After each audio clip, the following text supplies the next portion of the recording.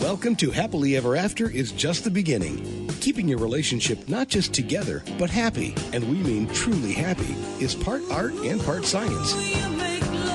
You've come to the right place. Here's your host, Leslie Dories.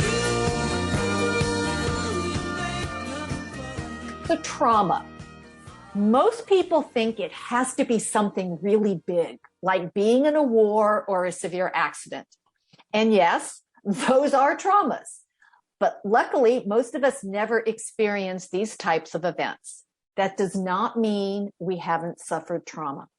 Divorce, losing a beloved pet, moving at a critical age, these are also traumas. And all trauma is impactful. It changes your brain, which means it changes everything about you. And it impacts your relationships. The good news? No matter what type of trauma you or your spouse have experienced, you can overcome it. To talk about how you can do this, I am joined by life coach, author, and podcaster, Philippa Robinson. So Philippa, thank you so much for being on the show and talking about what has become almost a very common topic these days, which I think is a really good thing. Yeah, hi Leslie. It's a pleasure to be here. And yes, you're right. Sometimes I wonder whether I hear the word trauma more these days because I'm more in this space, or whether it is much more accessible maybe to talk about trauma. And I think it's probably the latter, and I certainly hope it's the latter. Yeah, I do think it is. I think, I think about, many, many years ago when people would talk about cancer as the C word, nobody would actually say the word. And I think trauma has kind of become like that, where we wouldn't talk about it. And now, for lots of reasons, it's becoming much more acceptable to talk about. And, as hard as it is, we can't alter things if we don't talk about it. So I actually think that it's not necessarily a bad thing.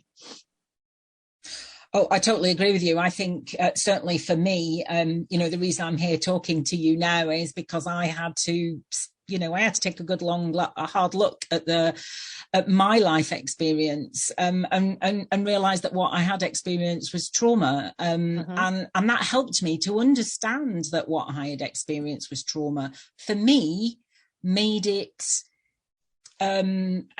more accessible for me to heal from, I think. And that's the way I'm wired. I like the logic of it, right. I suppose. Right. Well, and there's so much, and it's one of the things because, doing what I do, doing what you do, we run across people and, they don't necessarily understand, they think trauma is like this big thing, like somebody dropping a bomb on you, or, it's like, yeah. No. So can you describe a little bit about what trauma actually is? Yeah. So, and you're absolutely right. Having a bomb dropped on you, being in a really serious accident, being abused, those are absolutely traumas, big, what I hear some people calling big T traumas. Mm-hmm. But also now it is understood that having what might be referred to as little T trauma has every much the same effect on us.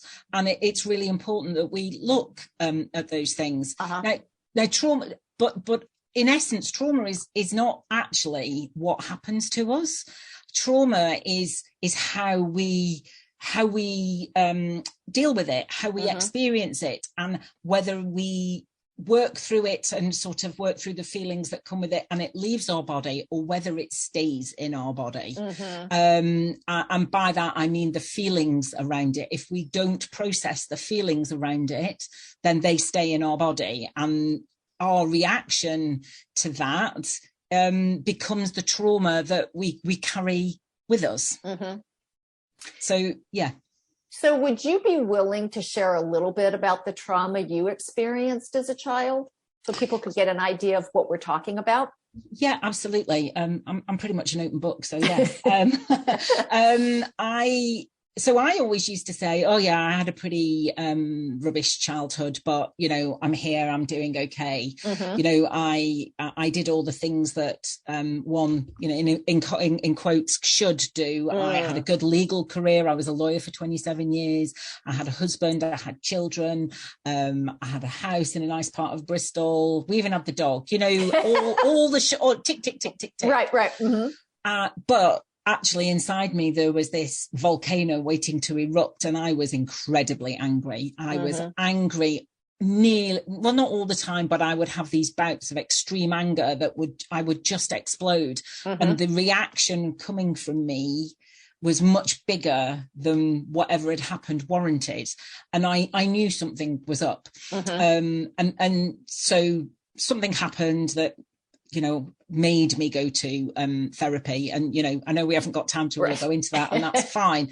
But in therapy, I began to understand that what I'd experienced as a child was trauma. And that's what she said to me at the end of the first episode. So I grew up, my parents split up when I was about 6. The timeline's a bit sketchy, about 6. And my dad kind of disappeared because he was led to believe it would be better for us if he went away. So he was led to believe that he was a dreadful father and should leave. My mum's dad sort of told him to go away and he would make sure we were looked after. So my beloved dad left, and I was left with my alcoholic mother, who didn't really like me, I don't think. I mean, I'm the only girl. I'm the oldest. I've got 3 brothers. My brothers were very much more favoured than I was. As I got older, she saw me as competition, and she remarried reasonably quickly, and then went on to have more children. And I always felt unsafe. I always felt that as a child from the previous relationship, I was not wanted. I was a reminder of that failed relationship, and that I was kind of in the way. And as a result of that, I developed real people-pleasing tendencies. The good girl, I would do everything around the house. I would do the cleaning. I'd look after my youngest brothers. I'd cook tea. I'd do everything else first when I got home from school, before I got to do my homework. And, I was preempting everything all the time. And I was on high alert for it kicking off, because when I came home from school, I never knew what I was walking into, how drunk she would be, and what I'd have to do. Right. Yeah. I mean, and so you're describing some things that are like classic, responses to what kids do. Yeah. And especially when you're in that unsafe environment, and our prime directive, and any human being on the planet, the prime directive is to survive. And so when we're experiencing these very confusing situations when we're little kids, because of course, we don't understand what's going on, you develop these tendencies that keep you safe, that keep you functioning. I mean, obviously you described it. You were very high functioning on the outside, and this is what people see. So how did these experiences, this trauma, impact your behavior as an adult? I mean, you talked about having these, this being angry all the time. And it coming out in, probably not the best ways, but how else has it impacted? Did it impact your life as an adult? Well, I think, certainly it made me accept situations, I think, that I found myself in over the years, be it at work, be it in friendships, be it in romantic relationships. I have, when you grow up like I do, you have quite a high tolerance for situations that really are not okay. So I'm prime target, I suppose, for narcissists, shall we say? You know, because being a people pleaser, absolutely. You know, and you know, when I first started work as a lawyer, I was working in a big London law firm. You know, there you're lucky to be there, to working in such a, you know, a prestigious firm. But boy, do you have to do what's expected of you, and you know, you work long hours, you take the stress, you just, you know, I had to have quite a high threshold for getting stuff done, taking the stress, and just putting my head down and getting on with it. But the thing is, you can only do that for so long. You know, burnout has hit me so many times over the years. And instead of actually taking stock and thinking, okay, why does this keep happening? My desire to please and my fundamental belief that I am not good enough and that I am somehow broken just kept me. I'd have a few days, I'll feel better, get back at it, and just keep on going and keep on going.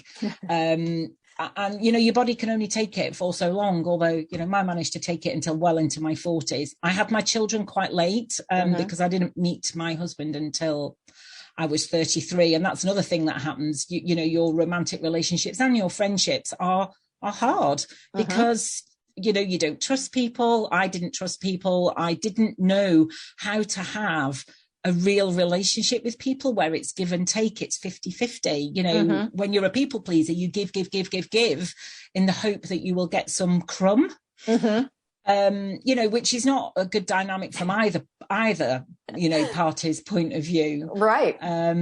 Yeah. Well, and the challenging thing, you know, about being a people pleaser is that everybody else, you know, people take us at face value. And, you know, so if we say something is okay, they're not going to go, are you sure? Are you sure it's okay? You know, it's like, they're going to go, okay, she says it's fine. And, you know, and so you talk about this and, you know, this people pleasing and taking on so much. And then, you know, you talked about the anger, which of course, that's part and parcel of it, is that you're doing all of this stuff. You're thinking it's the right thing to do. It's what got you through your childhood. So by the way, we have to say thank you for that because it did get you through your childhood. Absolutely. Yeah. But now it's creating these problems, but because you've been doing it for however many, you know, decades, right? This is what we know. And this is what people need to understand about, you know, what we do to get through the trauma. We actually need to be very grateful to, but then we also need to say, okay, but now I need to do something different, which is the scary part. You know, and it frequently does happen when we are a little bit older, 40s, 50s, when our bodies have just said, I won't do this anymore, but we're never quite sure. It's like, well, where did this come from? It's like your anger, you know, that may seem to come out of nowhere. I tell a story about when I was a little kid. I swear one of my sisters never forgave me for being born. And I don't remember how old I was. Maybe I was 12 or something. And I went ballistic when she took one of those wire coat hangers out of my closet. And it was like, and it wasn't about the coat hanger. It was about her complete and utter disrespect for me as a human being. So my mother's like, my child has gone absolutely insane. She's screaming about a coat hanger. Well, it wasn't about the coat hanger. No, and nor was it, and it probably wasn't really about your sister either. It was about a whole host of things. So yeah. Absolutely. It was about a whole host of things. My own issues with trauma, which again, I didn't grow up with an alcoholic mother, and my parents did have problems starting about the time I was 6, but that was normal. And that's the other thing. You hit on a really good point there, that it is our normal. Yeah. And until you get a bit older and you have more experience of life, and maybe you talk to other people, or maybe like me, you only realize when you go to therapy that it's not normal and it's not okay. And this is not about throwing your parents under the bus either and blaming them for everything. It's just understanding that these patterns you've brought with you to your adulthood that, yes, got you through your childhood when you needed them. Mm-hmm. You don't necessarily need them now. It's perhaps time to look at them and put them down.